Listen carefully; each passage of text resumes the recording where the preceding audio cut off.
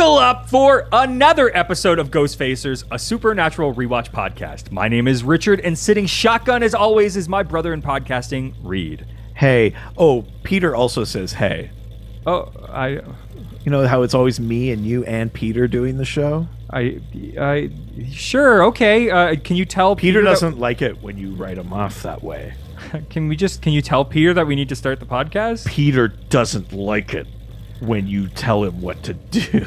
Well, maybe Peter needs to watch his language a little bit. Oh my god,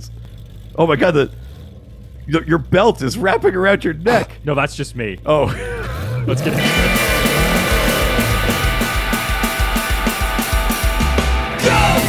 Ghostfacers! We face a ghost! We're others, we're not, we're ghosts! Ghostfacers! Stay in the kitchen when the kitchen gets hot! Ghostfacers! We face a nightmare, we face a dread! Ghostfacers! We face a faceless, we face a dead! Welcome to Ghostfacers. Today we're discussing Season 2, Episode 11, Playthings. Ooh. I have little playthings next to me. Oh, That's how I refer to you. I hope you Here's don't. $20. Shut your mouth. Oh. We are joined today by a very special guest. You may know them from Season 1 of Canada's Drag Race. Please welcome Boxx. Hi. Welcome. I am so excited she can be here.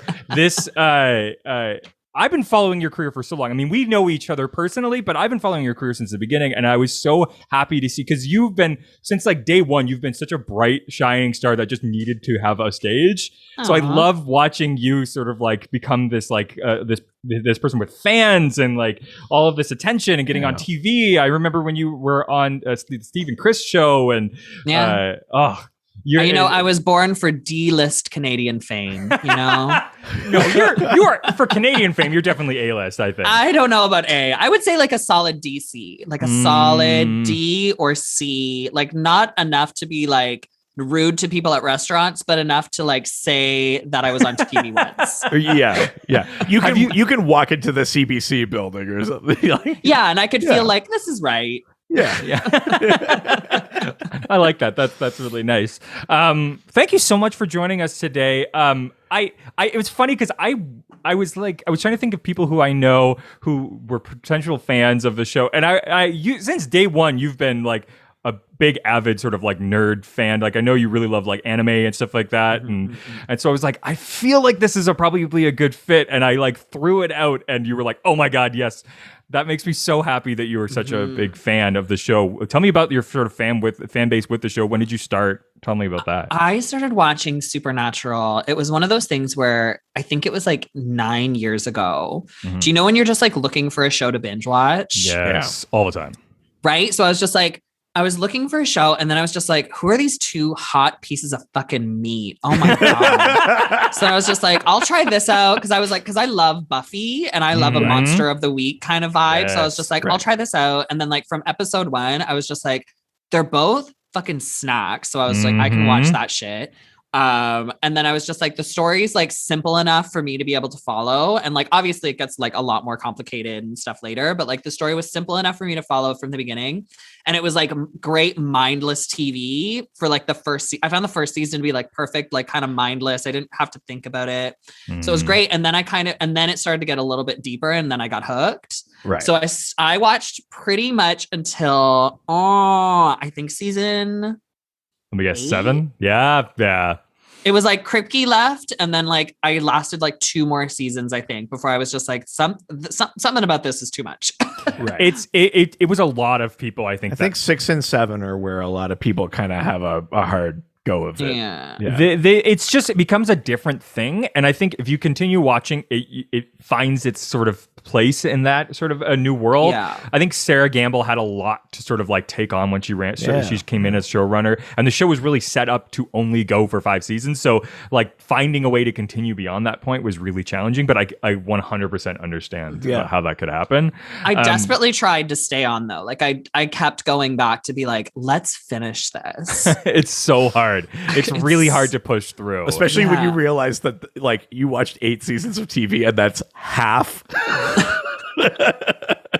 Honestly, you know what? If I can finish Grey's Anatomy, I can finish Supernatural. Yeah, that's fair. You know, I believe in myself. I believe in myself. I believe in myself too. Yeah. I haven't kept up on Grey's Anatomy like since way back, but I do remember watching a lot of season 2 and being like, so far this season, a ferry crashed, a guy had a bomb in his body. There was like so many insane There was a things. ferry?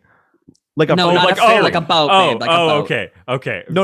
I was like, it got supernatural? No, Since when? they didn't cross over with the Fae realm or anything. Okay, Yeah, I was like, no. True Blood and Grey's Anatomy? I'm like, let's do this.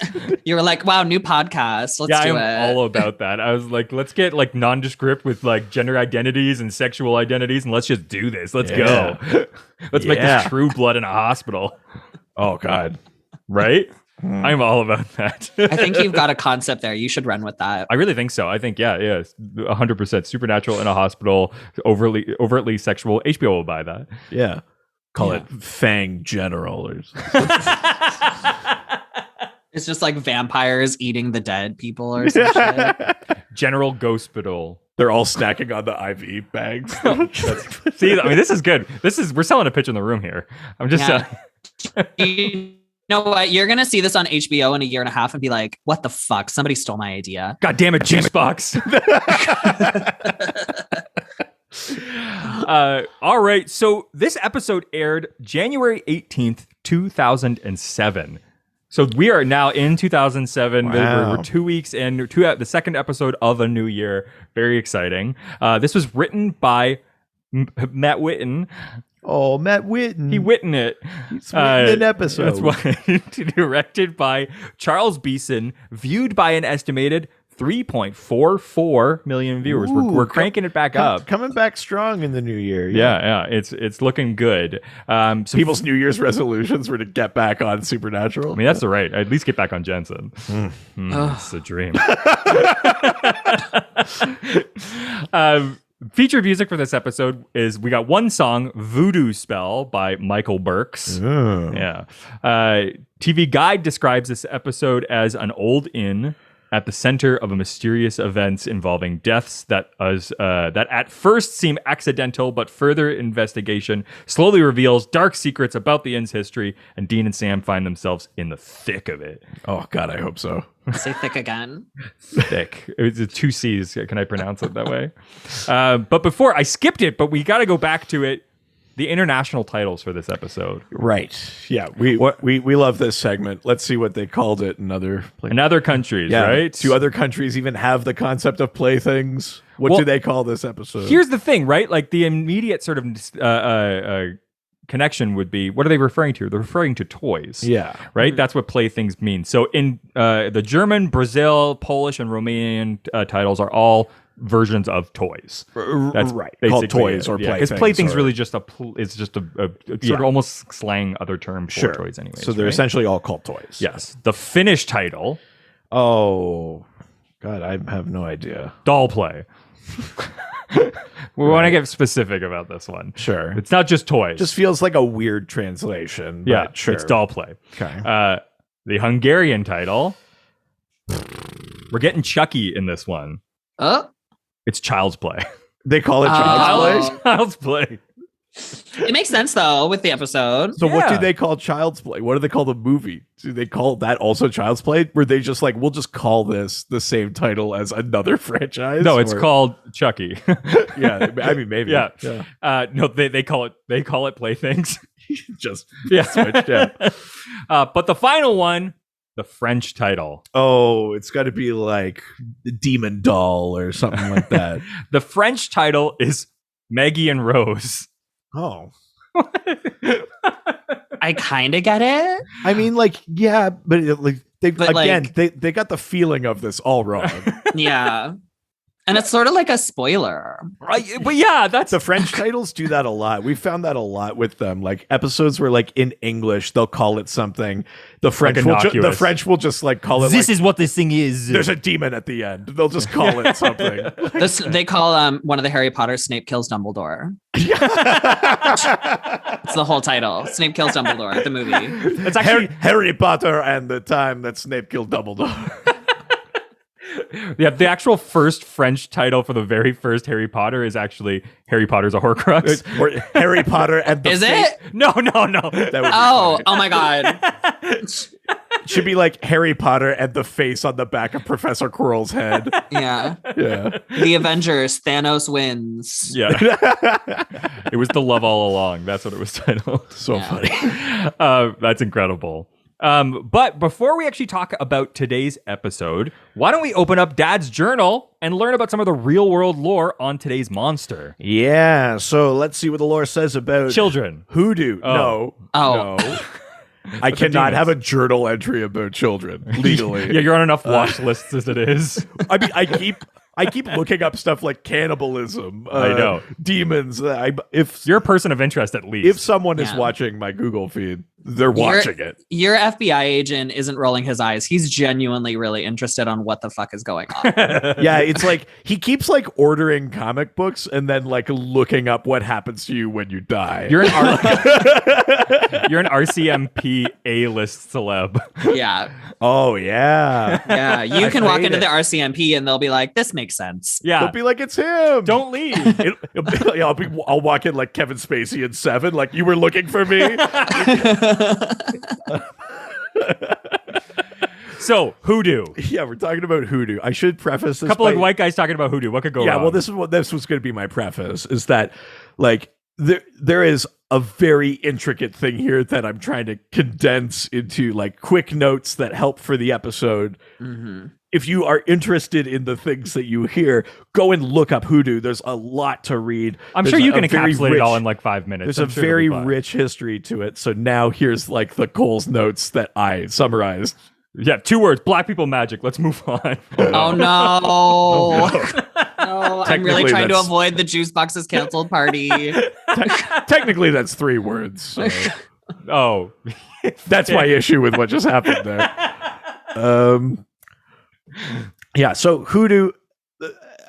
I'll admit I'm a little hazy on what the actual differentiation is between voodoo and hoodoo. The one thing that I You don't saw, know? Oh, God, that's like grade 1. Like, I don't the understand. one thing that I saw was that it might be a difference between like voodoo being like an actual set of religious beliefs and hoodoo being more about like practice, Okay. like ritual and the magic and stuff like that Yeah. that's connected to those beliefs. But then I also read other stuff where it was like some things are hoodoo beliefs and some things are voodoo beliefs. Oh, really? So I don't really fully grasp what the like delineation is between the two. If someone knows, let us know. Yeah, please. But that was kind of what I had seen there. Hashtag hoodoo you do. Oh no. So the origins of hoodoo can be traced back like all the way to like Congo like beliefs and stuff like yeah. that. It includes things like you see like the Congo cosmogram featured in hoodoo, which is like a circle with a cross in it that's meant to represent yes. like the cyclical nature of life and death and spirituality and the rising and setting of the sun and Pretty. rebirth and all of those kind of things. Very. That sounds so nice. Yeah, and it, you know, including like a representation of a crossroad in it. Oh, yeah. This goes back a couple of episodes to when we were talking about crossroad blues, but the word goofer, as in goofer dust, it comes from the Congo word kufwa, which means to die. And hoodoo items and like mojo bags and stuff like that would Yeah. include like bones or other things like that that would be used for rituals. All of those things are part of that crossroads episode. Mm-hmm. Things that you would use to summon a crossroad demon, and then that crossroad also being part of the Congo cosmogram. All of those things about that come back to hoodoo. I think even in the episode they say like we found hoodoo and stuff like that. Like we've talked about this idea in many episodes, but we're really kind of coming back to it in this one. So the term hoodoo is first recorded in American English in 1875. A bunch of hoodoo practices include like different kinds of divination, like we Yeah. talked about in the Omen episode with Lucretia. So there's claromancy, which is like when you cast like small objects like bones or shells or Yeah. rocks and you sort of interpret how they land or Yeah. that sort of thing. There's Wingardium Leviosa, moving things in the sky. Yeah. Yeah, Levicorpus. Yeah. No, there's cartomancy, which is the interpretation of cards, so something like tarot.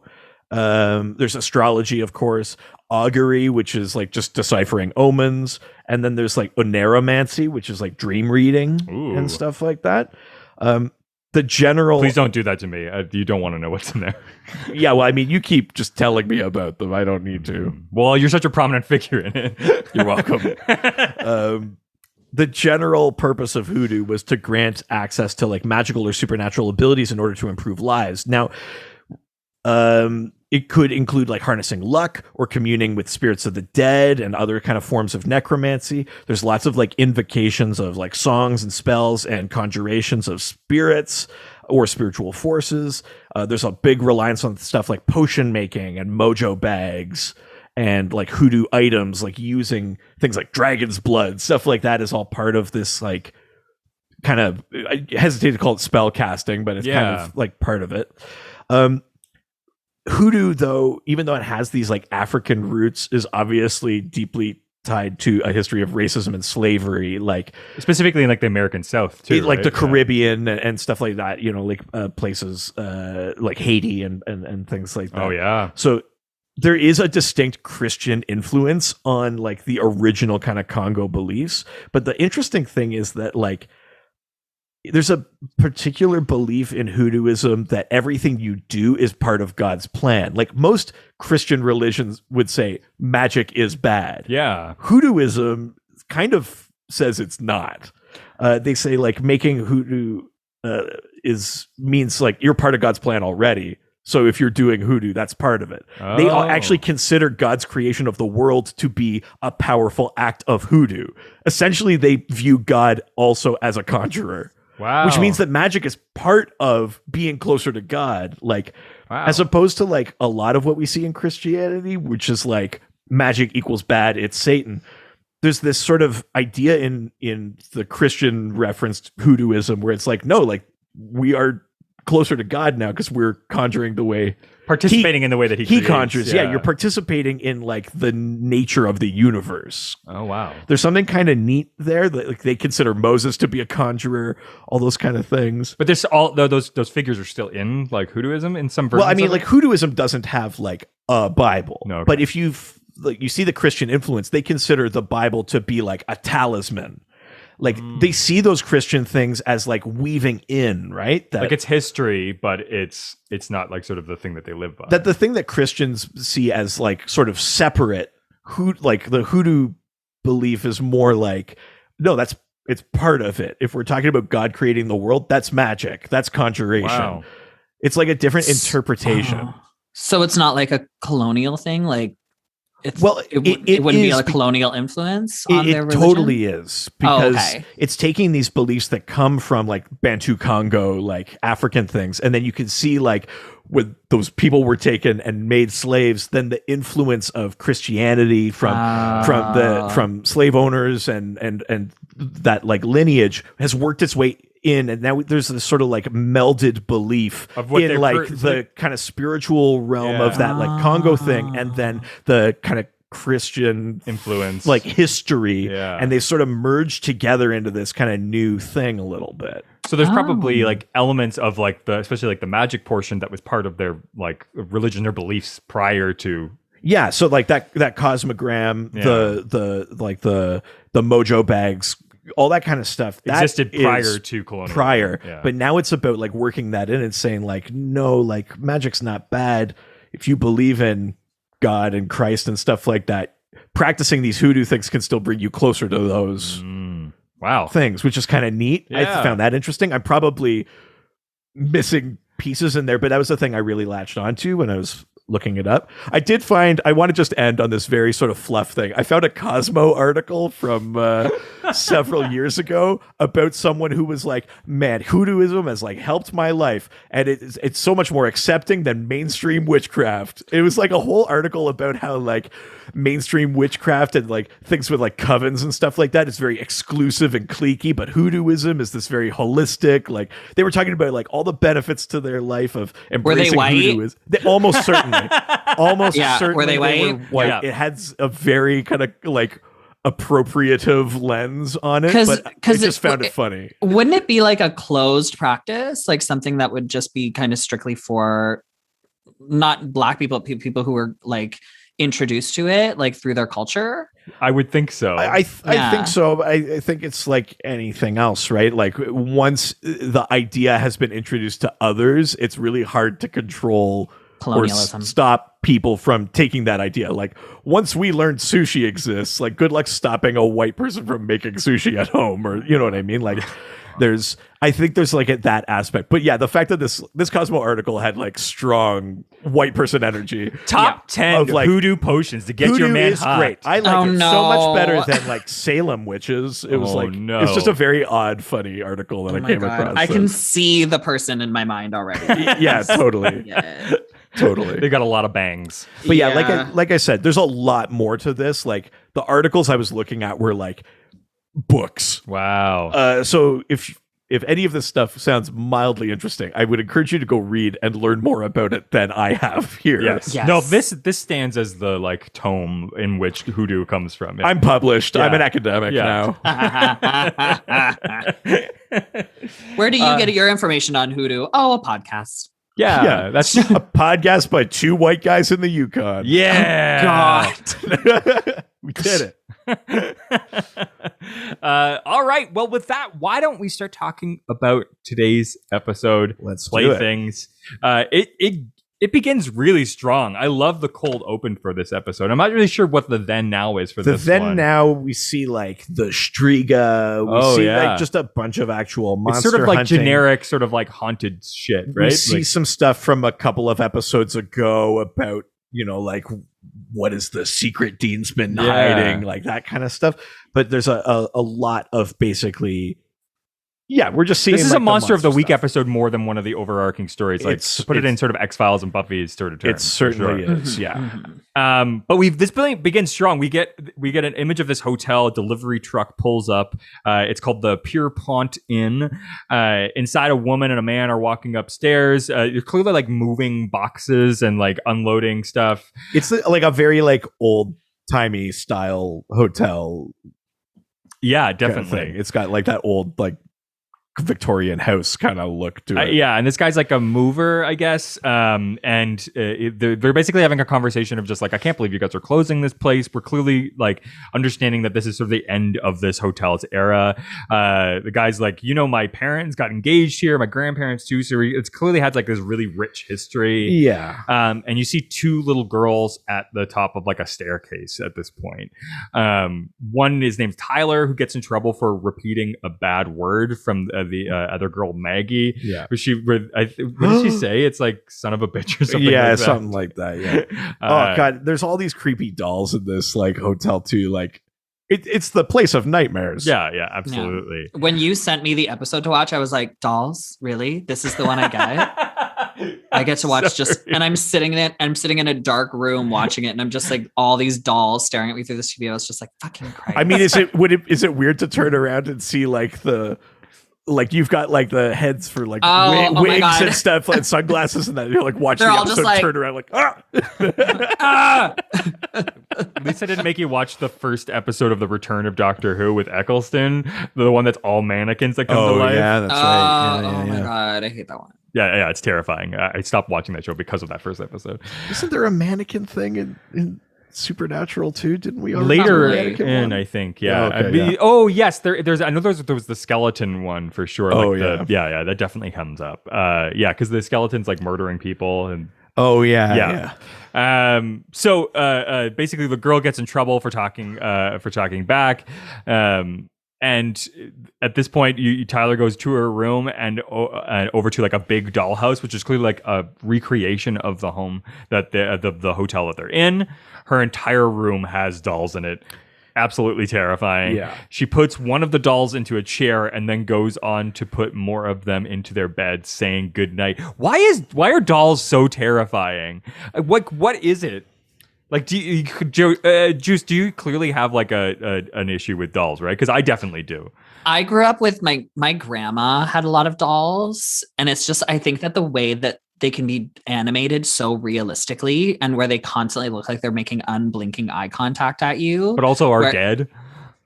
Yeah, they're like not alive, but they're like kind of alive. She actually had my aunt made her an exact replica doll of her as a little girl. Oh, yeah, I don't like my that. my grandma as a little girl, exact height and everything. And it sits in her fucking living room on a little chair next to the TV. So anytime you sit in my grandma's living room to watch TV with her, you just have this doll staring at you. Just reminding everyone of your grandmother's mortality. I think it's the same thing that can be creepy in animation, right? Where things are like mostly real, but still a little kind of fake looking. And like, especially that kind of era of porcelain dolls feel that way, where it's like the artistry is actually quite good, but you look at them and it's like, is there a soul in there? Should there be?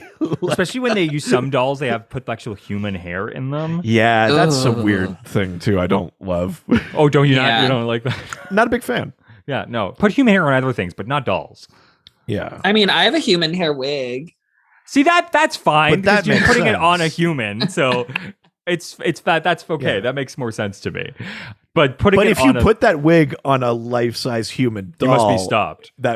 Yes. Yeah, that's the stop. Yeah, I don't want my real juice box doll. I mean maybe some people might. Yeah, maybe I do. Never mind. I take that back. That's a grade A merch idea. I know. I was gonna say only as Baby Spice, and then I felt really wrong saying that. And I know that that's an adult that we're talking about, but yeah, I've really crossed the line in my own mind. I think that goes into a whole nother thing about the sexualization of women. So let's that's stop the episode. Let's get into it. Let's see, that's let's a see whole what the other lore podcast. says about misogyny. So she puts this doll into the chair, says goodnight to it, but she goes back and sees that the chair is now empty. Terrifying. Nothing to see here. Nope. So now we're like, is this a haunted doll situation? Yeah. Like, what's the scary thing in this episode? She looks around the house and finds the doll lying at the bottom of the stair with its head twisted around. Yeah. She screams outside of her room. Her mother is on the phone talking urgently to someone. The packing man is next to her on the floor at the bottom of the stair, and he's dead. His head is also twisted around. There's a doll lying next to him, and there's blood everywhere. And her mother mom's, tells her trying not to call look. an ambulance. Yeah, her mom tells her not to look, but she's like staring anyways. It's very creepy, and a really, I would say, really good effect with the body and the head twisted around. Yeah, because his mouth is even still trying to grasp for air. Ugh. It was like a really good effect. It was one of those ones where it wasn't just like a doll they threw down. There was like animatronics in that shit. Yeah, and it wasn't like the blood splatter. Like you actually got to see, which you don't they always really get to. killed the guy for it. Yeah. He's dead. It was worth the money, but gosh. Yeah. Really die for your craft. Like that's what you should do. Yeah. They say break a leg, but break a neck. Oh no. That's how you really become a star. Oh jeez. Oh no. Louise. So now let's get into the actual episode. We begin in Peoria, Illinois. There's missing posters of Ava Wilson from the previous episode on the walls of the motel that they're in. Sam is talking to Ellen on the phone. Ellen. Oh, Ellen. What a smoke show. Yeah. Dean and Ellen. That's all I need. Yeah. Is it Ellen and Joe? Ellen and Joe are still alive in this? Oh yeah. Oh, cut that out. Cut that out. Cut that out. Cut that out. We should just put a beep over that bit. Yeah, I might just do that. I love that. Dean asks what she had to say. Sam replies with nothing, kind of being cagey about it.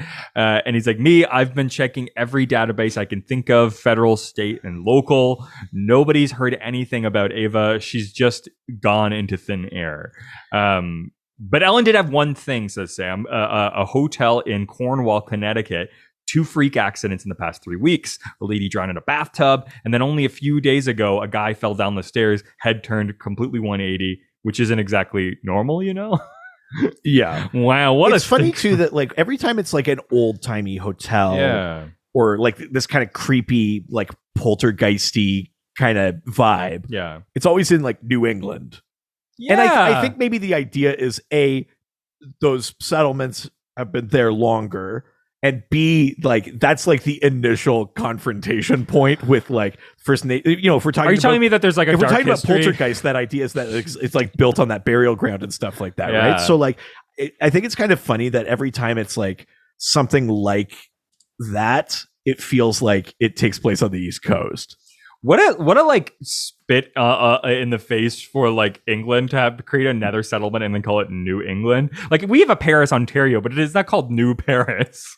Yeah, but I mean, there's the new all sorts of places. That's very funny though. Like that's New Orleans. Is there an old Orleans? Yeah, it's in France. Yeah. Is it? Yeah, Yeah, I'm Orleans. stupid. Orléans. It's in the middle of the country. Yeah, but we're not referencing that I'm stupid, so that's not fair. Oh, okay. Yeah, that's see. Because it's in Louisiana, named for King Louis. Because it was French. It's not that you're stupid. You're just not worldly, babe. I need to make a phone call. Sam says it might be nothing. Do I need to have been to Old Orleans to really like get the vibe for New Orleans? Yeah. You can't go to the sequel if you haven't watched the original. Sam says it might be nothing. I told Ellen we'd think about checking it out. Dean is surprised that Sam's even interested in abandoning Ava's case, but Sam feels responsible since he told her to go home, right? Yeah. Like they're going like, oh, let's just go. Sam seems to be like, let's go on to this next thing, and he's just like, how could you even just move on like that? And Sam's like, I can't, but like, there's nothing we can do, and he clearly feels responsible because he's the one who told Ava to go. Yeah, of course. Sam says we got to save as many people as we can. Dean basically responds that like that attitude is just way too healthy for me. Oh yeah, yeah, Dean, you're emotionally broken. He's like, Give I'm it to officially me. uncomfortable now. Let's not talk about chick feelings. What are you doing? Definitely some problematic stuff in this episode for sure that we'll get into.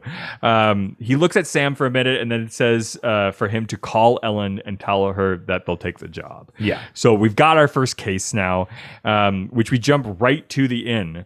Sam and Dean are getting out of the car in front of the inn. Dean is excited to get to work a job at an old school haunted house. Yeah, he's like excited. He's like, we never get these kind of gigs. Yeah, it's like a legit, just like haunted place. He's like fog, secret passageways, sissy British accents, which don't love that. Doesn't he say we'll maybe run into Fred and Daphne or something? Like, Yeah, He does. yeah. referring right to obviously Scooby-Doo. Scooby-Doo. So it's interesting. The exterior shots and some of the interior are of the Tudor-style Tulk House, aka the Rosemary, one of the most famous heritage houses in Vancouver. Oh. Yeah, in 2014, a multi-million-dollar restoration project was started. The pool, however, is part of the Rio Vista, a Spanish colonial-style mansion, also in Vancouver. So two separate places, but really interesting. If you want to check that out, mark that on your Vancouver Supernatural tour. Was this filmed all in Vancouver? Yeah, Yeah. so the whole series is done sort of out throughout BC, but like largely in Vancouver. So any of the city shots and stuff, like Chicago is Vancouver, New York is Vancouver. It's all Yeah. Vancouver. Oh my yeah. God. I wish I lived in Vancouver at the time of filming, because then maybe I would have had a chance with Jensen. I think you still do. He's filming for is the Boys filmed in Vancouver? That's a good question. I don't think so. Yeah, there's Is still a chance. Jensen? No, it's in Toronto. Is he in Oh. The Boys? Yeah, he's in the gonna new be next in season season. 3. Yeah. Oh my God. Hot. Okay, work. Yeah. So get yourself to Toronto, and I think that's all that you'll need to do. I don't think there's Just any me other barriers. sitting outside of the. I was about to say get on The Boys, but Yeah. No, that's the plan. That's the plan. idea. Yeah. There's the idea. Yeah, 100%. just so we're all clear. Yeah, but let's all do a road trip, and I think it's a great idea. That's awesome. Good. Before Dean knocks, Sam says he's not sure haunted's the problem, pointing out that there's a pattern on the top of one of the urns, the planters, basically, outside of the building. He says that it's a 5-spot, a symbol for hoodoo spell work. You fill it with bloodweed, you have a powerful charm to ward off enemies. Yeah, and then Dean says, I don't see any bloodweed here. Yeah, he also says he shrugs it off because he believes the inn is too white meat. Yeah, he says too white meat for hoodoo. I Because mean, clearly Dean did not read that Cosmo article. yeah. Where it's open season for like white girl hoodoo. Like the intention, I guess, is like the cultural appropriation intention is okay, but maybe the way that he went about it is wrong. I don't know. You can't offend white people. It does. Yeah. I mean, yeah, that's true. I mean, if anything, And it he deserved also it checks out for the character, because Dean is very much just like a big toxic white guy. a delicious one, but toxic. Yeah. Absolutely delicious. He's Yes, McDonald's. agree. He's not good for you, but you're not going to stop me. My Oh, God, is God. it good to eat? Yeah, it's You know? a triple quarter pounder. I would triple quarter pound Dean. There it is. Pound Dean. Oh. There it go. is. Are we setting the density record for like thirst comments? I don't know. That one with Joe K was pretty thirsty. That's true too. Dean shrugs it off. Inside, the woman, Susan, comes out and asks them if she can help them. They ask for a room for a couple of nights. If you look closely, the inside of the hotel it looks just like the inside of the Salvatore boarding house from the TV show The Vampire Diaries. Right. So if you know that show, Annie Wershing also plays Salvatore's brother on that show. I don't want mother. Sorry. I don't want to give anything away, but is this also the same location as the later season, that episode with Bobby? Oh, potentially. It looks like the same. Yeah, kind of they place, definitely probably use it. I mean, you find a building like this, you're going to use it as many times as possible, right? Maggie and Tyler then come running out of a door and accidentally run into Sam. Susan apologizes and Sam says it's no problem. Susan mentions that you could be some of our final guests and mention that they're going to be closing at the end of the month. Which is so sad. Yeah. She also says king size bed, and they go, we're two singles. We're just brothers. And she goes, sorry. That she doesn't say it, but she's like, that's not the vibe I'm getting off you. Yeah, and then he gets really defensive about the vibe. Yeah, it's a little. There's a lot of like gay scare in this episode that really bugs me. It's this first season for sure. There's a ton of that. Mm-hmm. I hate that they did that. Kripke is definitely guilty of that a little bit in general. I think, and I mean it's also just a mark of the time period. You're going to make a bro-y kind of show. But this also happened like last season when they go to check into that motel and the kid is like, when they like ask for the room and they go, we need two queens. He goes, two queens. Oh, like, yeah. There's that. Like it happens a few times in these early seasons. Yeah, I mean, if you watch even like Friends, like it's so guilty of that. Like it sucks. But honestly, I feel like when you're a gay guy watching it, it's almost like it gives the vibe of like, oh my God, this is going to sound so stupid. But you know, when you don't. Well, you might. I'm not going to assume. But when you're watching like a gay porno and it's like the two straight guys who are trying to resist their gayness so hard and then they end up having sex, it gives such that vibe. Are you telling that it seems like there's maybe a sexual thing going on? But this is the first time I've ever heard someone talk about that in the show. But it's like they're both just like, what do you mean? We're not gonna, we need two beds. We're two straight dudes. And then they get in and then they have copious amounts of gay sex. And it's great. No, I've got to check what the laundry is. And oh no, I got stuck in this dryer. Right? So I think brother, come help me. So I think when people watch that, when they watch this part of the episode, the gay people are just like, oh yeah, get in that fucking room together, even though they're brothers. You're so fake straight. Yeah. I mean, this is a fair point though, too. The show does know. Well, there's a reason why. Obviously not story wise, but the show does know that people are watching partly because these guys are hot. And there is kind of like is this the episode where it happens thing? Yeah, even though it's like it will never happen because they're brothers. Yes, of course. Whatever. I mean, I haven't seen the birth certificate. All they needed was one episode where it was like, but wait a minute, John was out of town like 9 months before you were. Oh no! Oh, there's a line, but I think. You could tell that the show is already aware of what fan base is saying. Yes. I mean, even the first season they marketed the show. We talked about it on the show before, but they marketed the first show as hot guys, hot show in commercials. Like they understand what the part of the appeal is, obviously, and it worked for me. But one of the things is that that in the episode, they're clearly going like, we know what people want. Whether that's a thing that we're willing to like even go down the road with, we're gonna make the characters like play off of that. I do think they make these other characters like hotel managers and that reference it as like a nod to like, aren't these guys hot? Wouldn't you love that? Because they will never and can never go down that road, obviously. But I think they're like, we also know society. We also know there's like fan fiction and stuff like that, and so I think this is like the show tipping its hat. Have you engaged with any of the fan fiction? Juice? I've seen a lot of Rule 34, Sam and Dean. Oh yeah, yes. Is there actual like videos? Because I can imagine there's a lot of stories, but I mean, like, there's not a lot of video because I think it would have to be animated.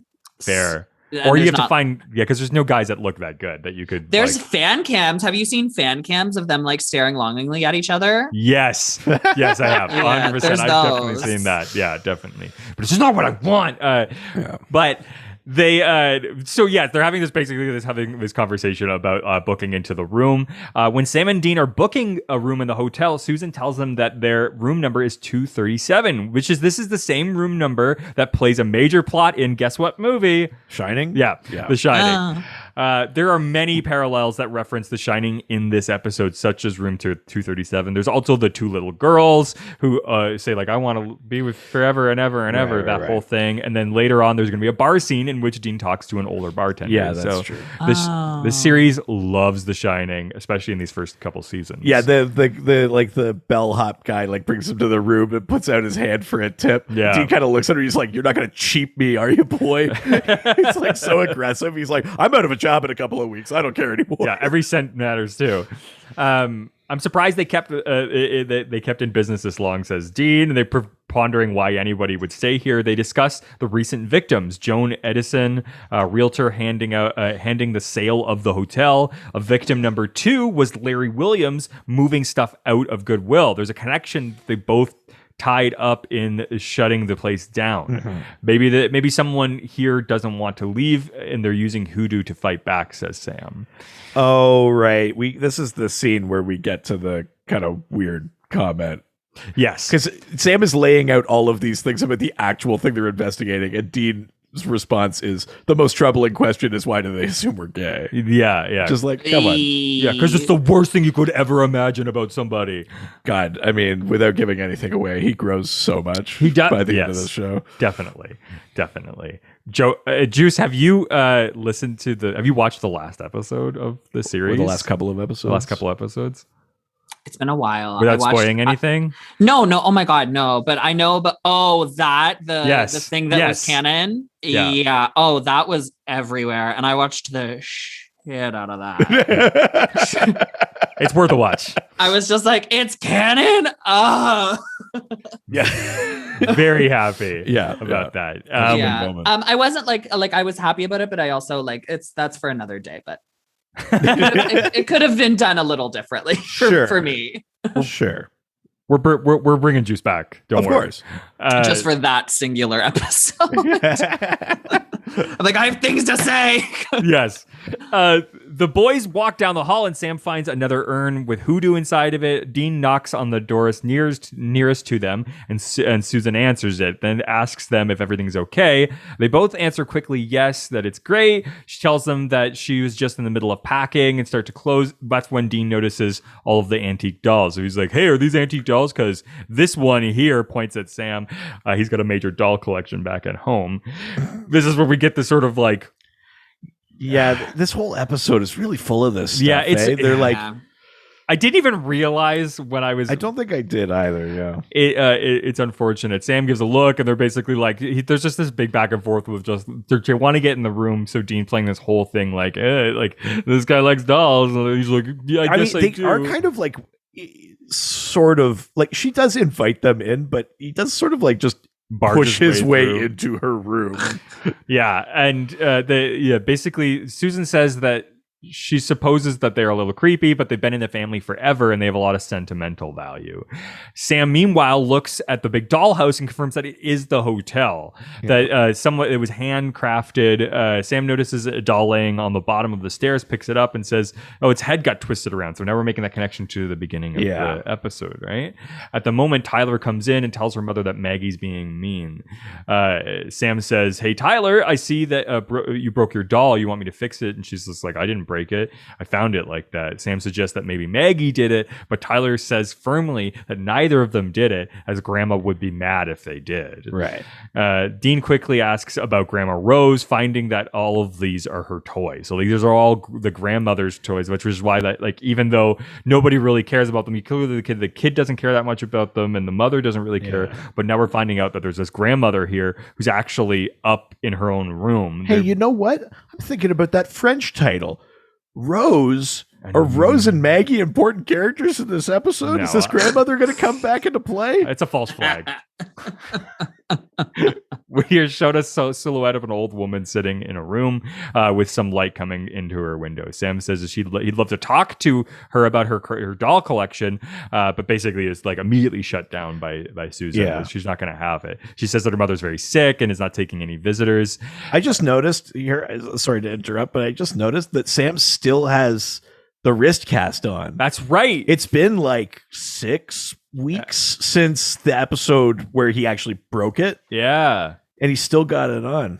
Yeah, Juice, I don't know if you know, but Jared actually broke his hand in one of the episodes during a stunt. And so there you'll see a chunk of these episodes, he's wearing a cast, and it's because he actually had to have that. Oh, he was actually had a broken hand. Yeah, They sort of like wrote it into the Oh. show. But Yeah, because there's like a random scene where like somebody knocks into him and he falls on the ground and suddenly his hand's broken, even though they like get in huge, massive fights with like knives and guns and stuff Yeah. all the time. This one knockdown took him out for 6 episodes. yeah. Very Oh funny. my god. Yeah, because I noticed the cast and I was just like, oh, maybe it's like a plot thing I just missed from beginning of the season, but it's literally pointless. Yeah, it's completely pointless and just sort of like thrown aside so they could keep it in the show. But yeah, he actually hurt himself during a stunt. Well, dolls are used for hoodoo, says Sam, like curses, binding spells. So maybe they have found their witch doctor. It's the grandmother. That's their immediate thought, right? Like there's a person that clearly has a connection to these things that are haunted. They separate. Sam is going to go look at old obits, like obituaries, and Dean is going to go see what he can find about the grandmother. Yeah. And then who's this guy that we cut to in his own hotel room? Oh, I think it's just a random person because I think they just have to like kill out another guy just to keep it going. Oh, he's not like connect because the other two were like about the hotel closing Yeah, down. I don't this know. guy's not connected. I don't know who he is. No, he's the. So Susan is talking to a man who has come from the company who bought the hotel. That's what it is. Oh, okay, he is connected. Yeah. So Okay, yeah, he there we go. bought the hotel, and she asks him what kind of renovations they're planning, and he basically says he's going to demolish the hotel. Right. Tyler is playing with her dolls and tea set. There's a doll sitting on a bed in exactly the same position as the actual man from the sales company in his own hotel room. So you're seeing a parallel connection to like the doll and this guy. And so you're like, well, I've seen what's happened before. Oh, Yeah. this guy's going to get it.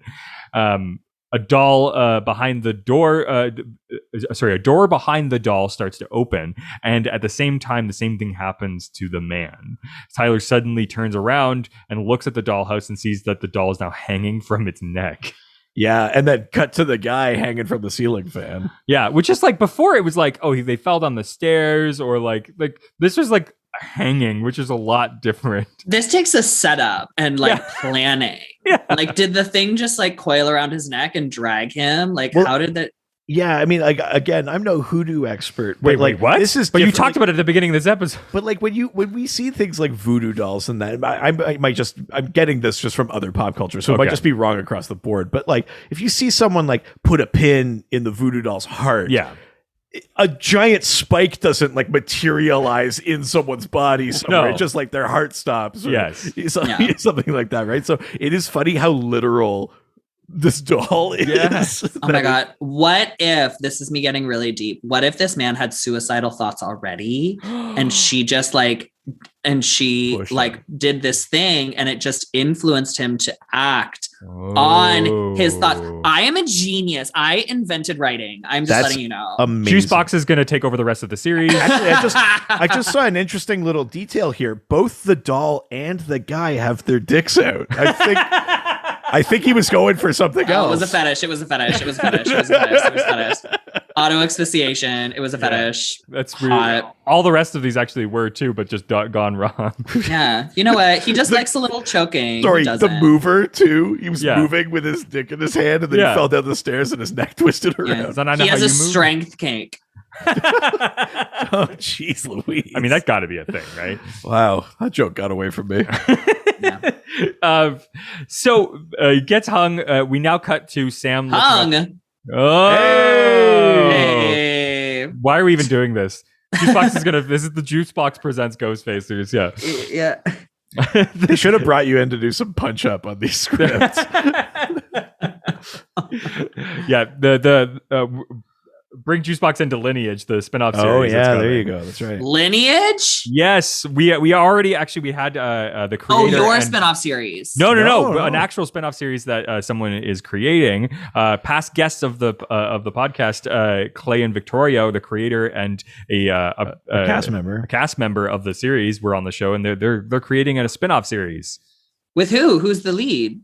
So it's actually like it's sort of like a none of the like original people. It's basically in the world of Supernatural. Yeah. So it Takes place like right around like a season 8 or 9. Yeah. And it's like elsewhere in the world kind of thing. Yeah. It's a really Like cool. a Fear the Walking Dead style. Yeah. Kind of thing. Oh, okay. Work. Got it. I got it. I got it. Yeah. Keep going. I get it. Love it. Sam looks out the window and sees police and ambulances taking the man away. Dean's outside and asks Susan what happened. Susan replies that the maid went to change the sheets and just found the guy hanging. He worked for the company that bought the place, and mentions that they've just been having a lot of bad luck around here, and offers a refund if they just want to leave. Like right now, she's just like, Yeah. okay, shit's going crazy. Like you guys can just get out of here. And Dean's like, oh, we can't get scared that easily. Yeah. Dean comes up and closes the door and tells Sam, who's sitting in a chair in the corner, that there's been another one. Some guy just hung himself in a room, which is when we find that Sam's clearly drunk and being really weird. Sam suddenly says, that guy who hung himself, I couldn't save him. When Dean says, come on, time to go to bed, let's go Sasquatch. Sasquatch is Jensen Ackles' nickname for Jared Padalecki in real life? Yeah. Oh, that's Yeah. cute. Super cute. Sam is frustrated that he is having the visions and not being able to help people with them. He says he's concerned about the possible his possible destiny that he can't escape. And then if he goes bad, Dean must promise to kill him. They disagree about their father being right and about what to do with Sam. Oh, really? They have different opinions about their dad? This is when, if I had read this in a fanfic, this is the thing I was telling you about before we started the podcast. This scene out of context. If you're not watching the show and you were just reading this, let me just read this scene for you. Sure. Dean pushes Sam down onto his on his bed. Whoa, No- hot. Oh, work. Stop right there. I'm already done. No, Dean. No, Dean, you're the only one who can do it, says Sam, holding on to Dean's jacket so he can't move away. Promise? Don't ask me for that, says Dean quietly. But Sam continues, Dean, please, you have to promise me. Dean looks at him for a moment and then says, I promise, reluctantly. Thanks, says Sam. Thank you. He starts to put his hand on Dean's head, but Dean shoves him off and pushes him the rest of the way onto the bed. Then he backs up and sits down. I need you to say that all over again, but whisper it really slow. I need ASMR of that. Yeah, I think we've got some Patreon content. Dean pushes Sam on the bed. Oh, that's hot. Right? Oh my God, that's hot. I mean, This is what I'm saying. I was reading this and I was just like, oh my God. Oh my yeah, God. I'm just glad I'm sitting down. I mean, not everything about you sitting down. Yeah, you can see you. I'm happy that this camera is just nipples up because downstairs it's a party right now. But at least we can see the nipples. So. Yeah, they're the eyes of the face. The nipples are the eyes. Are the eyes of the nipples of the face? Is that what Yeah, it is? yeah. Look at me in my eyes. I couldn't believe it. I mean, this was clearly like, even in text, like they clearly did this intentionally. Devoid of. And again, it's this weird thing that the episode's trying to play both sides. They're trying to be like, We're not gay. they're straight, and then it's also like, but Are they? Which I guess the series does the whole time. I suppose Yeah. so too. But I also feel like it's just trying to show that like brothers can love each other, but then gay people are just like, do they? Yeah, stop playing gay chicken. Let's just do this. Yeah, I mean, I also don't know that like the sort of like frontier smashing gay representation that people wanted on screen was incest. Like, Let's just get an Elseworld episode. They've done multiverse episodes. I'm just saying, like, yeah, this is Yeah. the universe where we're not brothers. Yes. we're co-workers. We're there's lovers. there's an episode coming up that they could do that. Oh yeah, Yeah. Yeah, lost opportunity. Look, Way I'm to just go, saying. Kripke. Yeah. Coward. Later, Dean walks downstairs to the bar. Again, here's our shining moment. Yes. Where Sherwin is. The older man asks him if he found any good antiques, but Dean replies no, he got distracted. Sherwin offers him a drink, and he takes it. So poor guy hung himself, says Dean. That kind of thing seems to be going around lately, says Sherwin. I heard about the other ones. It's almost like this hotel is cursed or something, says Dean. Sherwin replies that every old place has spilled blood. If people only knew what's gone on in some of the hotel's rooms that they check into. A lot more than spilled blood. Everywhere. Listen, I'm just going to say I just made the mistake of watching the scene you read aloud. Can confirm, pretty hot. Yeah, like even video-wise, right? Yeah. Yeah. The way they light it, the way he's sitting there a little bit drunk. And they're acting so hard. They're like really looking like the care. And but also he's a little drunk. Anything could happen. No.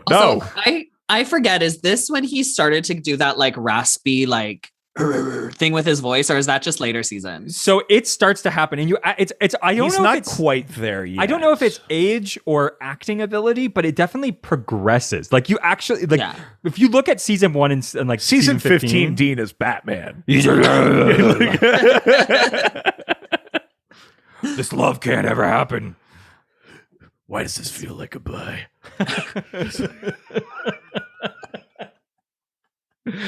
Yeah. So at this point, they're walking down the hall. Sherwin is showing Dean some pictures. He talks about how the hotel has been in the family for a century.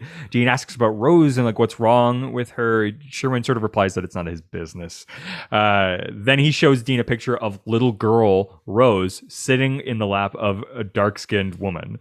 The woman has the same symbol around her neck as the boy saw on the urns. Who's that, says Dean, and they find out that that's the nanny Marie. Right. She looked after Rose more than even her own mother. Right. The next morning, Sam is in the bathroom, leaning over the toilet and groaning. There's a lot of what happened last night too. Older brother, I'm stuck. I feel so sick, and my head is stuck in the toilet. Let me help you. Dean comes in grinning, asks how he's feeling, then says he's mixing drinks wasn't a gangbuster's idea. Dean suggests a greasy pork sandwich served up in a dirty ashtray as a hangover remedy to Sam. This is actually a direct quote from the movie Weird Science from 1985. The line was originally delivered by Chet Donnelly, played by Bill Paxton. Oh my God. I watched this whole scene. Like, I fucking hate this. Like, I was watching it and I was just like, what the fuck is this writing? And the way he's like looking out the window, like I was like, maybe it's like they're trying to allude to like Sam's possessed and like something's happening, but he's literally just puking and they are just delivering these awful lines. Yeah, no, it's just an unnecessary scene. Yeah, completely. Yeah, it is kind of an odd setup. Yeah, because they drink constantly all the time. Like, one, to see Sam drunk was weird. Look, Sam's never drinking he doesn't go that hard, right? Yeah. Usually Sam's the one who calls it a night early. Fair. Something, you know? Yeah, Dean's always the one who's just like, let's drink. Like, yes. That's usually what happens. And Sam is just like, I'm innocent and very tall. I have reading to do. I like that you did the hand movement, even though this isn't a video media. It was for me, and I appreciated it. It was really nice. It's because he has the long flowing hair, so he's like. True. Are you a long hair Sam fan? I just want it to be known, like I love Jensen, but Sam could turn me inside out.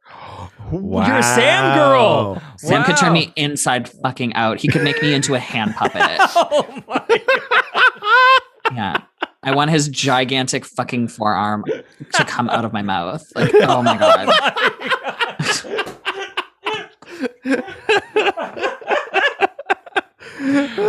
That might have been the most explicit we've been on the show. No, that's sorry. I'm sorry. I like it. Yeah, it's a good turn for this show. He's so hot and he's a giant. And I'm 5'4", so sometimes I just like to feel dainty. And he gets like shredded by like seasons like 5 and 6. He's enormous. Yeah. I'm extremely aware. Yeah. Do you know what? I don't want to veer too much into the comic book territory, but like him from season 5 or 6 could have been an interesting Hawkman. Oh yeah. You know, just the bare chest, just like that gladiator straps kind of thing, the wings and stuff. And you know what the porn version of that would have been called? Cockman? Yeah, I mean, I was trying to be subtle about it, but yes. Sorry. No, I needed you to blatantly say it very loudly with Only emphasis on the CK. Yeah. Oh yeah, you mean the same person who just said he wants to get turned inside out? Yeah. Yeah. Yeah. The forearm like out the mouth. We're all having a moment here, and I really I want you to appreciate it. picture it. I want you to have a visceral reaction to this. I'm sketching. Like this will be done by the time we're done the episode. Yeah, just send it to her. She'll appreciate it. Thank you very much. I'll put it on the wall. Everyone will see it while I'm streaming. Just wait. Well, I mean, we do have some pretty specific artwork. I am not showing that artwork. Can you show me after? Richard commissioned a piece of art for me that is both hilarious, but also I can't show it anywhere. It's a very graphic image of Dean taking me from behind. Show me. Literally, when we finish, if you do not show me, I will drive to the Yukon and take it. It's like in my house, face down in a closet. Like you will the way I am with Dean. Yeah. Sweetie, I you're want not in the one. closet. Oh, okay. Well, face down. At least. Oh my God, that's so hot. If you check out the Instagram account, The Friendly Pigeon, there's lots The of... image isn't up there, but you get the sense of but there is very close imagery to it. So it's... Friendly Pigeon? Yes. You'll find that Okay. account. That's who did the amazing artwork. I want to constantly praise this person because they do incredible artwork. Don't get me wrong. It's beautifully done. Yeah. But it's aggressively not something I could have it up in my house. Oh, yeah. It's... what, because you have a daughter and a family? Yeah. Ugh. Get over yourself. Oh, jeez. Is it Frederico? It's Friendly Pigeon. I'm not sure what the account is. I'll have to find it later. I can't find it. I just really wanted to watch. just someone get completely taken by Dean. Yes. Oh my God. Hot. Yeah, he's also reaching me around at the same time in the Oh, I didn't think Dean would really do that. Dean feels like a pump and go kind of girl, really selfish, doesn't want to make you finish, but to really add that in just adds like a lot of dimension to his character. But this is fan art, right? So it's the best possible version of Dean. Yeah, it really is. Dean definitely gives me like skipping foreplay, get right to it, and have a beer when I'm done and leave. Yeah, like knock the ashes from a cigarette onto my back kind of guy. Oh, Jesus. Oh, No, I think that's how John does it. I think that's a Jeffrey Dean Morgan. Yeah, kinda. he crushes a fucking Smashes PBR a in beer his can head. Yeah. on your back. there's you know what? There's a lot of guys I know that would really enjoy that. I just sent you the account. Oh my God, thank you so much. Yeah. So Dean mentions that it turns out that Grandma Rose was a kid and she had a Creole nanny who wore a hoodoo necklace. So I do appreciate that the show does the bare minimum effort to say Creole. to say like hoodoo comes from black culture. Yes. Yes. Oh yeah. Yes. That's because I think there was a previous episode that they didn't do something like that. Yeah, maybe. Yeah. I think we had talked about that because they make it like Irish or something instead. It does sound familiar. Yeah. Yeah. Who wore this necklace, right? So she might have taught Rose hoodoo, maybe, and that it's time they talked to Rose. Yeah, and so they have to break into like Juicebox is fully just just looking at this account now. I'm listening to you, but I am taking in some bestial moments. There's a lot to take in there. Oh yeah, that's very similar to the image that is produced. Well, I mean, it's not the same position at all. I'm just gonna let you guys know I'm jerking off after we're done. I mean, I can again. I'm only seeing your chest. Hey, I could be doing it right now. Yeah, I'm impressive. Yeah. They knock on the same door as before. When no one answers, Sam picks the lock and they go into Grandma Rose's room. There is a door nearby the room when with the dolls and they go into there. Yeah. There's a set of stairs and they go up and they see the old woman sitting in the chair. They go around to face her and say they're not there to hurt her, which, it's like two gigantic men breaking into your room as an old lady. I'm sure you feel totally fine with that, right? Very safe. Two Yeah, big and white guys. she's I mean, at least it's not Dean saying like, we're not here to hurt you. It's Sam going like, hi, Mrs. Stubbs, we're not here to hurt you. No, he said it like they that. Send in the soft boy to like really make her feel safe. That's true. Soft boy. That's the combination, right? Because he's so big and hulking, but then it's very soft. It's a good combination. I get it. Yeah. I'm fully on board. But he is really soft. Until Juicebox comes around. Hey, I just meant his skin. I meant his skin. Okay. Oh, Yeah, okay. fair. Yeah. Okay. Sorry, I just figured we're only talking about their dicks now. I thought that's the picture we'd painted. I apologize. Ugh, Didn't read the room. Such a horny episode somehow. I'm sorry. You guys asked, do you know what my name means? It means pussy juice. Of course, this is going to be a horny episode. What? You didn't know that? No, I knew. Frantic Googling. Oh, geez, I had no idea. Oh, no. She just sits there and looking at Dean, which I get. Sam notices that the woman had a stroke, and much like what Juicebox is doing. Oh, come on. And that typically Hoodoo's hands on. Oh, I just got stroke. I just got the joke. Sorry. No, Yeah, it's fine. the idea is that this grandmother couldn't be doing the hoodoo because she can't like move enough to like make like a mix mojo herbs bag and or chant and make build an potions or anything, altar, and so it's seemingly not Rose, and maybe it's even not even Hoodoo at this point because if they have no idea who could be doing this, right? My mind went to like she's a psychic. Ooh, I'm yeah. trying That's to where my remember mind went. I'm trying to remember what I thought. Well, was I'm happening. psychic Yeah. probably, right? Because they had the like doll move, and usually that's the direction you would go, right? I think though, like the first time Maybe you that's see just this, because of that Pokemon episode with the kid and the dolls. Oh my God. I went real deep with that one, like Yeah. my memories. I mean, I'm right there with I you. think for me though, like the first time you see this grandmother, like she's doing a lot of real intense eye acting, and I think Yeah. you can see like a pretty sincerely not evil person is For sure. stuck in this body, basically. Like I don't know that Because once, weird, 'cause that once you see the grandmother, I don't know that I ever thought it was her. Yeah, no. Really? But I didn't trust her for a second.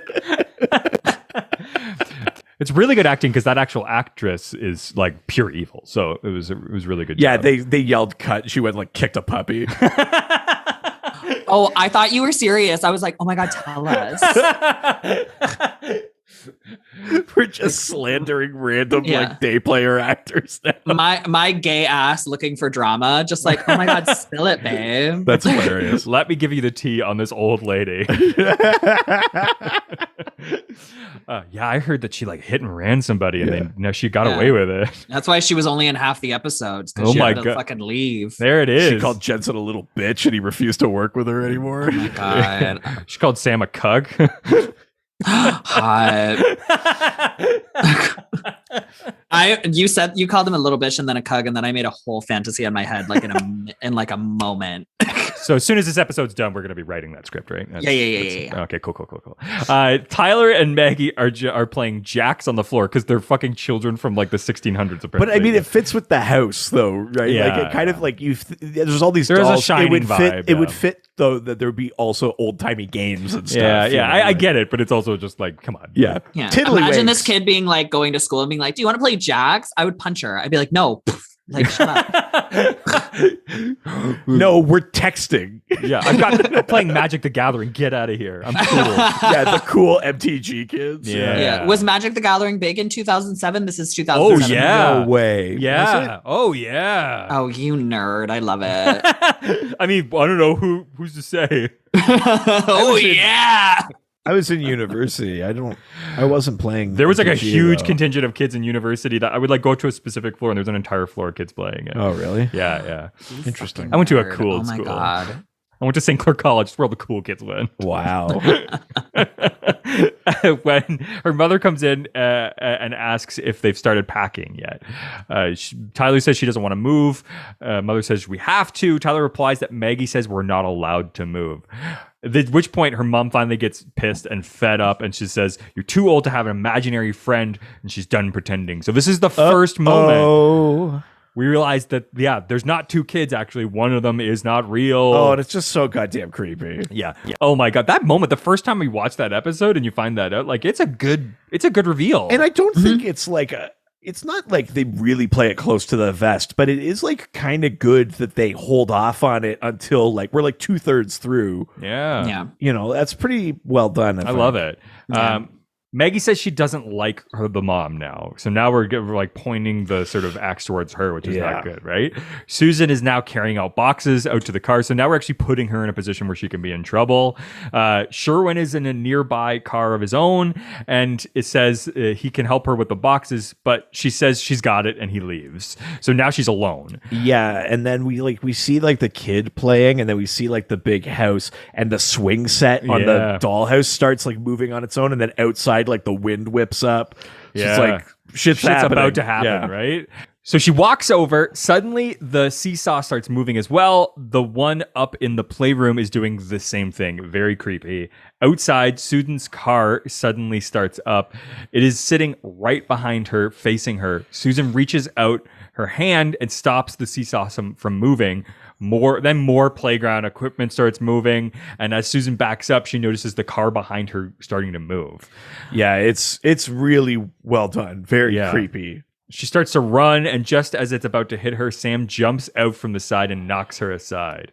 And the car just like crunks like against his body. Yeah, he should drop down like Superman. The car crumples around him. Yeah. Also, the car wasn't even going really that fast. No, It's kind of like got the Austin Powers vibe. No! I was watching it and I was just like, sis, the car's coming at you. Just fucking move. Like, you don't need to be saved. Run in the same direction the car is going. It's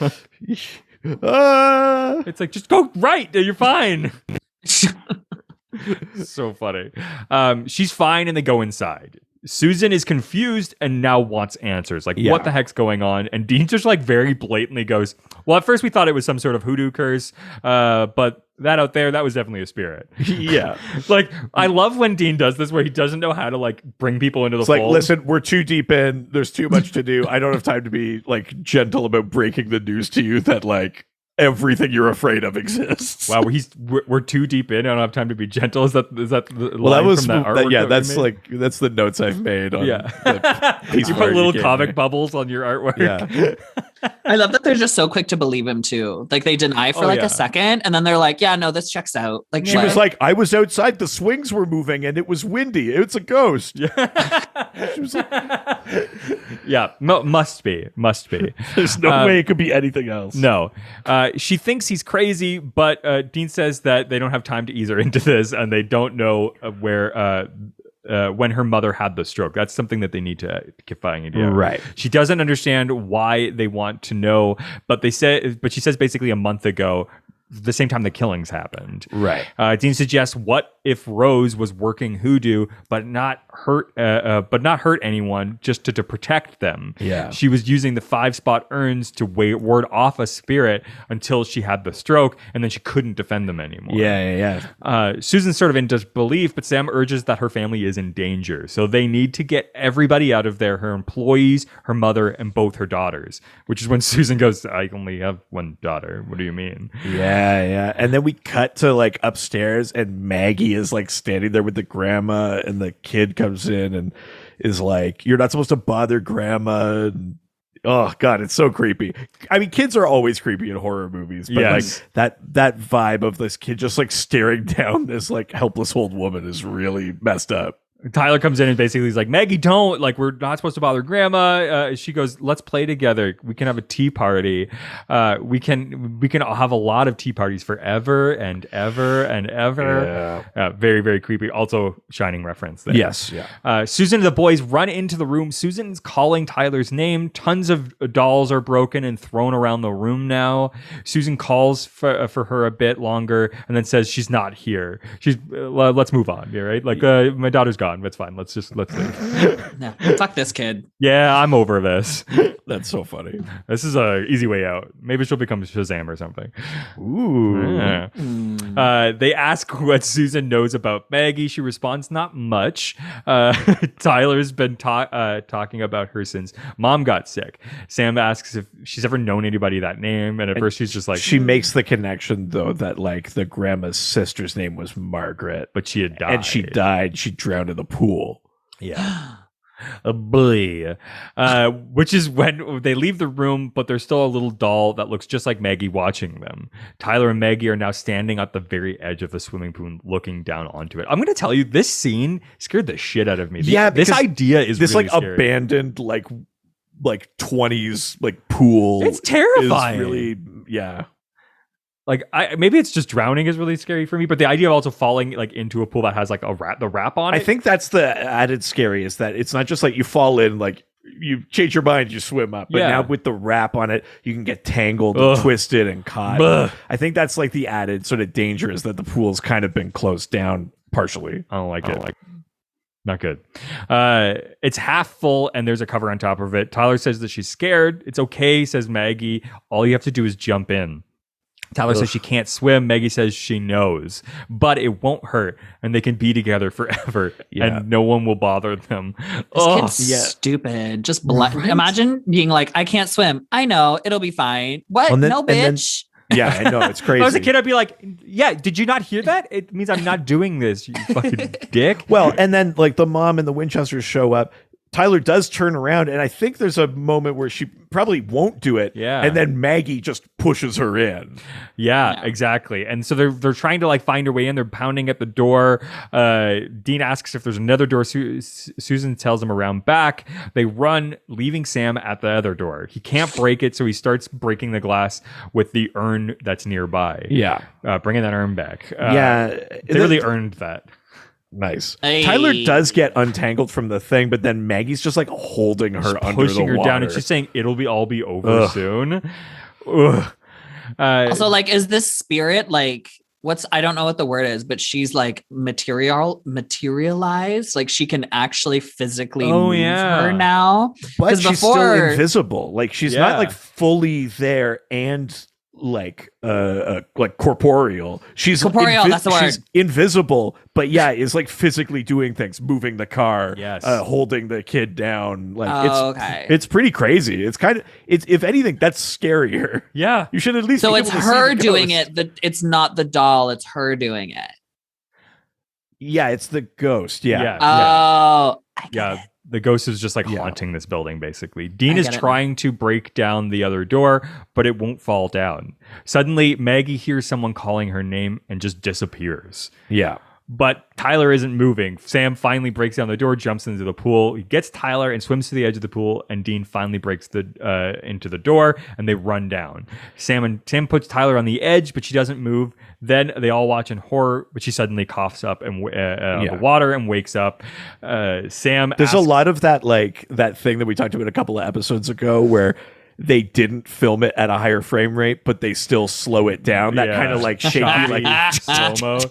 Kind of slow-mo. 24 frames per second slow-mo, but never works. I noticed that too, yeah. I was just like, what's wrong with the slow motion right now? It's frame rate. I don't know why they do it. They just like come up with the idea for the slow-mo in advance and film it in like 60 frames per second. Did we mention that the reason that Maggie gives up drowning? Well, we're finding out Tyler is that she hears her name, Margaret. Then disappears. She hears someone calling her. Yeah. Maggie is now standing in front of Rose saying, "You really do that for me? If you did, I'd let them go." She's having a conversation, but we don't get to hear the other half. We just see her sitting in front of the grandmother. She's like, "I don't understand. You kept me away for so long. I thought you didn't love me anymore." Rose just looks at her. "Okay," says Maggie, little sister. She strokes Rose's cheek. This part is actually like heartbreaking. It is. I mean, it's still scary as hell, but yes, I agree. It gets me every time. Yeah. It actually is like heartbreaking to me. Susan's now going upstairs to get Rose. This is the next day. Sam and Dean are waiting downstairs.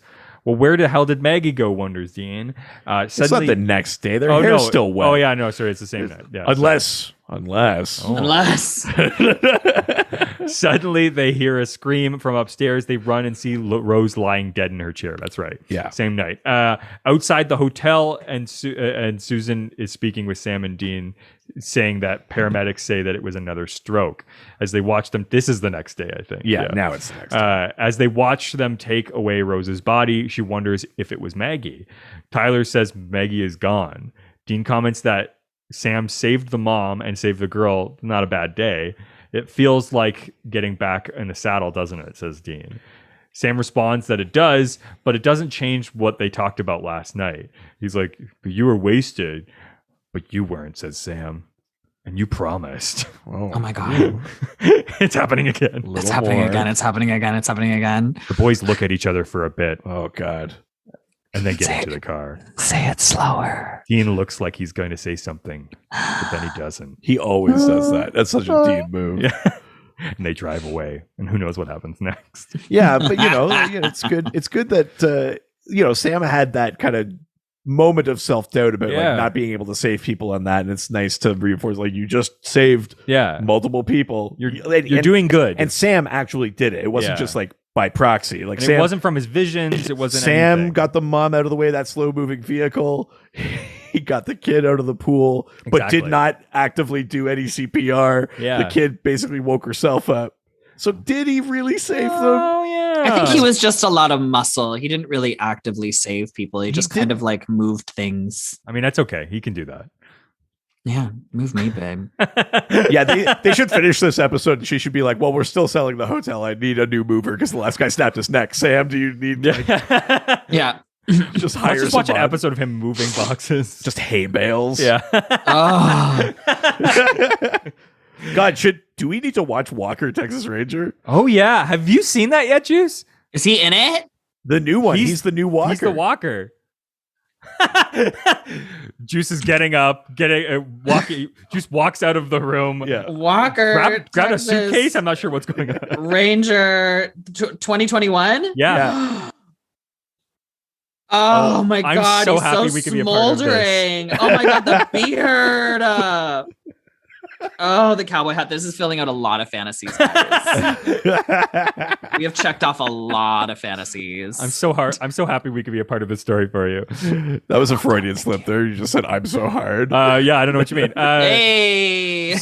And usually when they drive away, it's the end of the episode, but we get a little stinger here. We hear giggling. Sam and Dean are in a hotel. No,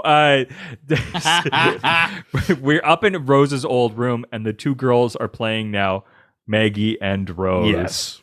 Like the French title. Oh, I get it. Hey. Wow, it all comes around. Here's a funny thing I thought, though, was they still sold that hotel. It's still getting demolished. But I think that's like the deal made, right? Because like Maggie's been hurting all these people because she does like I think the deal that Rose kind of makes that we never hear her side of it is like, I will be with you as this ends.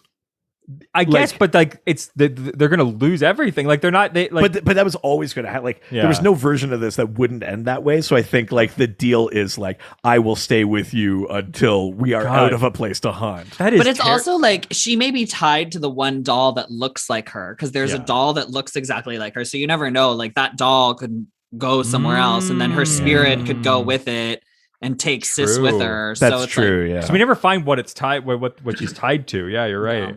Yeah. Because I thought we were going to get the assumed classic like salt and burn it. Right? You don't. And it didn't do the classic let's salt and burn it. And then because I don't think they want to watch a child go. But I think probably not. But I think, well, I mean, we've watched that's true. The painting one. Yeah. We've watched the kid burn up before. That's but true. Yeah. I think isn't she just tied to the place? She drowned in the know. pool. Like Maybe. I think it's like a bit the. Oh yeah, that would make But usually sense. there's a connection to a thing or a place. Yeah. It could be a place. She may be connected to the place, but you Wasn't think she'd that be the thing with connected to the tulpa pool? too? The tulpa was stuck in that house because that was It's not a tulpa. It's I guess it's probably maybe it's the pool then. Yeah. That makes that so much sadder. Yeah, it's really sad because it's Yeah. all going to get demolished and they're just going to die together. They'll just go into oblivion. into maybe purgatory. Hey. Yeah. That's for another episode. Let's talk about what we thought about this episode.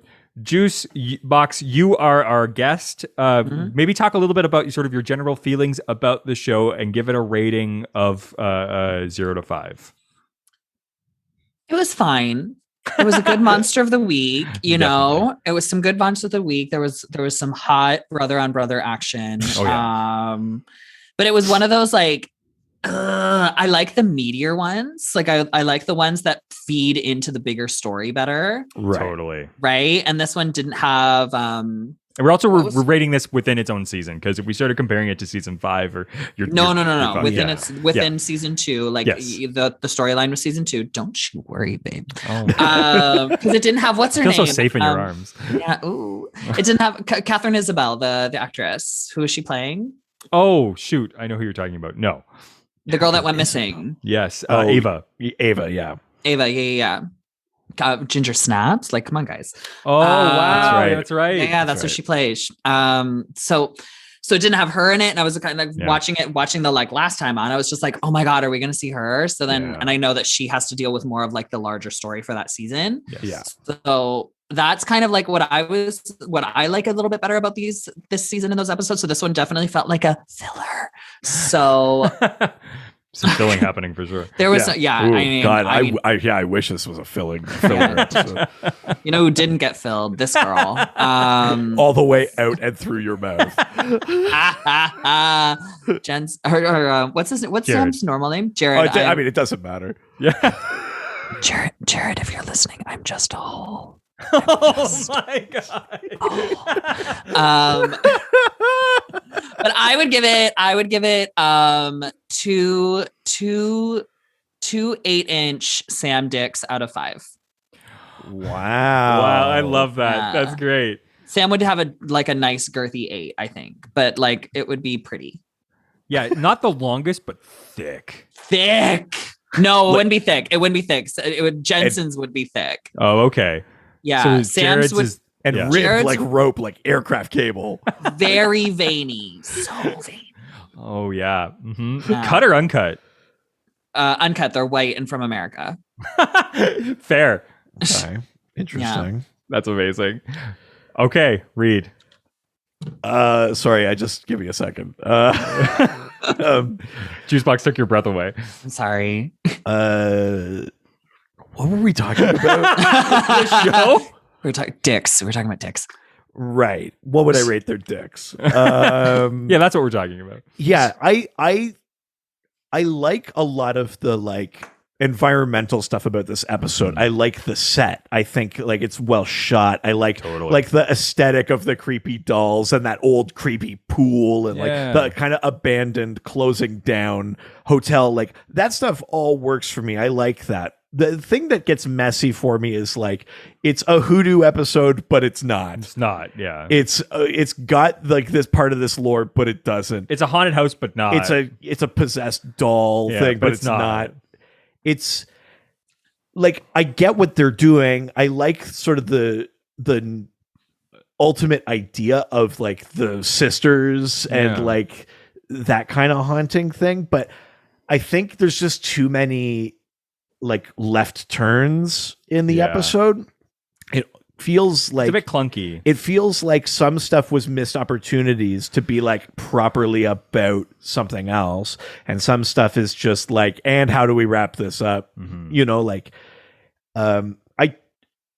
I don't think this is a great Dean episode. No. No. There's a lot of that weird problematic dirtbag Dean stuff Yeah. in there, which Yeah. doesn't help. But even that aside, it's not a great Dean ep. It is a Sam episode, but they make Sam do stuff Sam doesn't really do, like get hammered and like be kind of lazy on the job. Yeah. And like that stuff doesn't feel right either. Because they can do the brooding sort of like self-doubting thing while still having him be competent. Which is too bad because like then you have these great environmental things. Like the deaths are cool, like Yeah. and well executed. The setting is really good. I just it does feel like a miss though, Yeah. generally as an episode. And also like some of the then now setup doesn't really pay off that much. Yeah. Like I get why they show it because Sam is having this existential crisis, but like that's not, I don't know. It feels like it doesn't pay off. I think I'm going to give this episode. I'm going to give this 2.5 tiddlywinks or some other old timey game. Tiddlywinks. Oh my God. Jack's Tiddlywinks. Yeah. Nice. We're just going to play a spot of Tiddlywinks. Yeah. Yeah, like a real child from like the modern era. I'm going to give this 2 soda fountains down at the old corner store. Amazing. Yeah, I mean, I think I'd echo a lot of both of your sentiments. I think that the like homophobic shit. There's ways to make the brothers like do like sexual tension stuff without having to also be like, but we're not gay. Like, Yeah. I that shit drives me crazy, and it's the thing that I know that they move away from. It's crazy too, though, that they do that joke with like you want a king bed? And they go, no, 2 singles. We're brothers. Yeah. And then they have to come back. Like Dean keeps coming back to it. Like Dean is like, why did you think we were gay? And then later is like, Sammy's got a doll collection. Like, so like, let it go, man. Yeah, like it's almost like the person feels writing it was like, I'm not into these guys. Like I write for the show, but I like chicks. Yeah, but it just feels like typical like heterosexual men. Yeah. Like for me, I know men like that. Well, so for me, it brought me deeper into the characters. Fair, because right. I know fucking douchey white guys like that who need to overcompensate about how masculine they are to my face, and I'm just like, babe, I don't want to suck your dick. Like, go away. You know.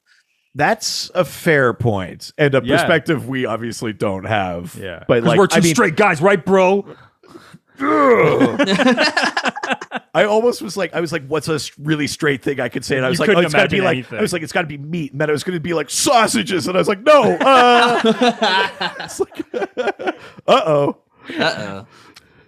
That's very funny. I also just like love the idea of you struggling to say something straight because you just. I mean, people are listening to this show. They know what's they knew up. who we are. Yeah, Look, it's 2021. We can be whoever we want. exactly. Soft boys. Yeah, very soft in every way. Desperately soft. But I definitely echo a lot of those sentiments. I think that there's a lot of really good well placed shots. It's filmed well. There's a lot of scariness stuff. They do the scary little girl thing well here, even better than I think the painting episode. Like they make the scary little girl done like the Shining type thing done well.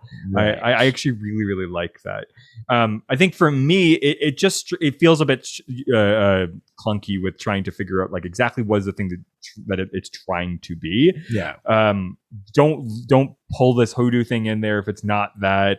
Like, because they don't even fight with hoodoo. They don't go like, oh, this is what's happening. Like, let's make the box. We'll put like the chicken bones in, and like they don't like use it. It's like barely in there, and they're like, oh, there was a black lady once. She taught the white lady how to do it. Of course, like, the magical black lady. They thing kind of sucks. Yeah, They even zoom in on that photo at the end, like to make it look like it was somewhat significant. But it's like, nope, it wasn't. It literally had nothing to do with it. You could just say like there was a ghost in the house. Boom, it's done. Like, it's very throwaway. Yeah, it seems like a wasted episode for something hoodoo. as big as hoodoo. Yes, yeah, something that like gets weaved so like fervently throughout all of the seasons. Yeah.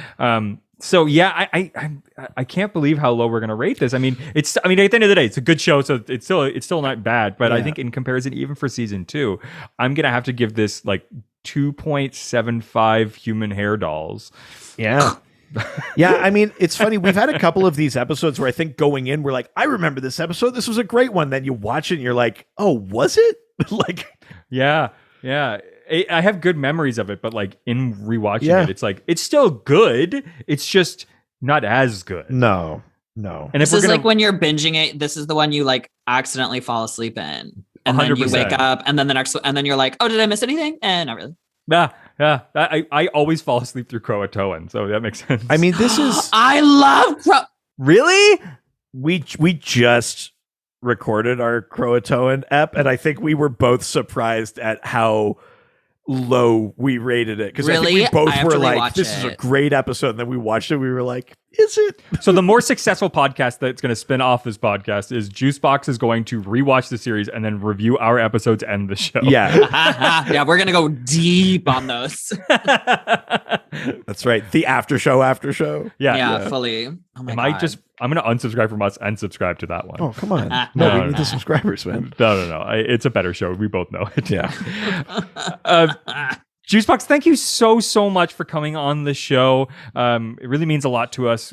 You've got so much stuff going on, even though it's the middle of a pandemic. I know there's lots of places where people can find you and see what you're doing and catch up with you when you are getting back on stage again. Tell people where they can find you and what you're doing. Thank you for having me and dealing with my H word on main personality. That's perfect fit for this podcast, don't you? Yeah, it's fair. Well, I mean, usually all of my stuff is like a lot of my fans are like young women and young girls, so I can't always be my disgusting horny self. Fair. So I really I was just like, oh, we're gonna go in today, bitch. I'm so Yeah. So anyways, but you can find me on Instagram at Juicebox Official, TikTok at Juicebox TikTok, Twitter, Juicebox Queen. I can never just get Juicebox on anything. So buckle up. Even with like the 3 X's and like, really? No, it's 2 X's. Oh, 2 X's. Sorry. Yes. 2 X's. And there's a fucking juice brand. Ugh, selfish. That's bullshit. What's even the connection there? I always get tagged in their shit and I'm just like, can you fucking send me some royalties, you piece of garbage? Right? And there's like a couple strippers in the States too, which like that checks out. Yeah, fair.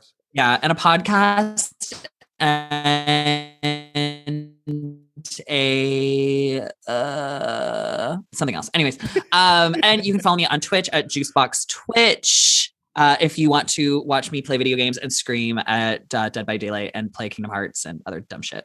Oh my God. That's amazing. awesome. That's a good follow. I suggest everyone do it. Yeah, It's really definitely. fun. That's amazing. Well, that is it for this week. If you have a note about maybe this episode, something that we've done prior, or maybe a future episode that's coming along, or you just want to talk to us about, I mean, really just let's talk about Dean and Sam. I'm right. That's what we're doing. We are thirsty on Maine and there's nothing, we're not trying to hide it. So send us an email. Ghostfacerspodcast@gmail.com. Sorry, I'm distracted. Are you looking at the Fredgley Pigeon account? Why would I look at that? I have the artwork. That's true. Of me. Fair. You should frame it. It should actually be sitting because I know this is a Zoom. It's framed. It should be framed hanging behind you. This was my recommendation when he said he didn't want to have it in his house, that we could have it here, but he had to always look at it and it had to be hanging in the office. I feel like it's something that should be on display for like a conversation piece for you guys to discuss. Because I see on right now on the thing that you guys are in, it could sit right there. Oh, it's perfect. Yeah. Right there. Right next to the Weasley's house. It could go right there. Oh, the God. Haven't they been through enough? They got a billboard of you getting raw dogged by I like to think he was wearing a condom. I think he was being safe. No, he's on prep. We both know. You could also reach out to us through our various social media platforms.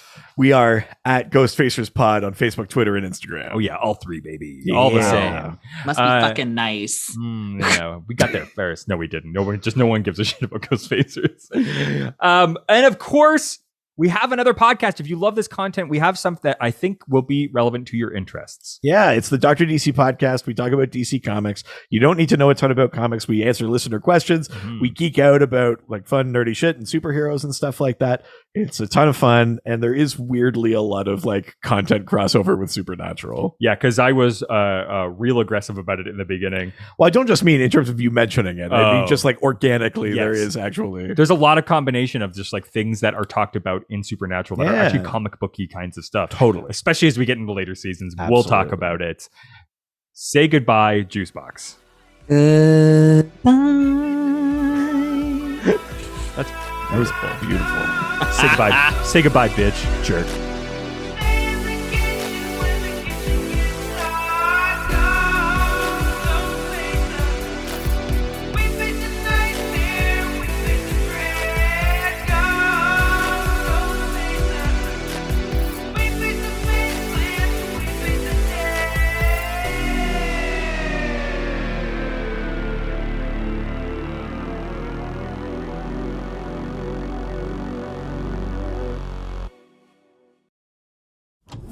This was a Brain Freeze podcast.